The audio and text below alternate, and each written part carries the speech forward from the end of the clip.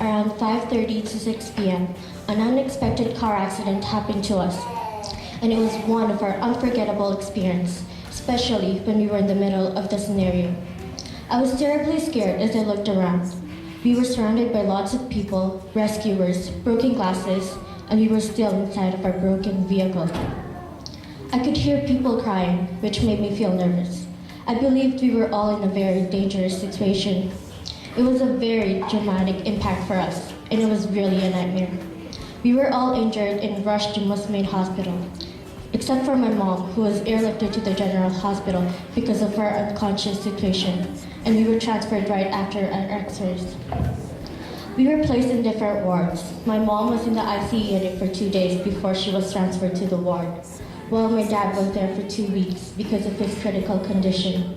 I stayed on the 4th floor for 5 days because I had a surgery for my fractured left femur.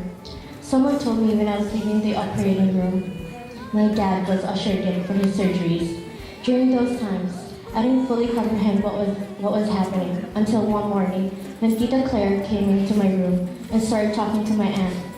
They were talking in a low voice, as if they didn't want me to hear what they were talking, but I still did. Though I was half asleep, I heard they were talking about my dad's serious condition. Then I finally found out that my dad was in a very serious condition, that he needed immediate surgeries with his fractured aorta and his diaphragm that almost killed him because his vital organs was pushed up and squeezed his lungs, which affected his breathing. Also, his left leg was badly damaged that it needed to be amputated.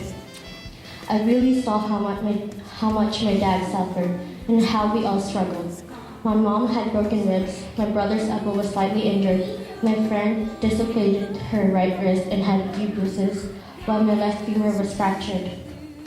And we always thank God for his faithfulness. We were very much pleased when we heard some compliment from few nurses about my dad's injuries were all fixable and replaceable. It was a great comfort for us. We were really protected by God through his intervention during the time of our accident. One day, before my mom left for her checkup, we prayed, asking God to heal my dad. I remember crying every time I think about my dad's condition, how he was just laying on the ICU bed, unconscious, not knowing what's happening and what had happened to him. Then my aunt phoned, asking me to pray, and I wondered why. Then she told me that my dad's ventilator was to be removed. I had mixed emotions. I didn't know if they were removing because he's doing better or he's getting worse.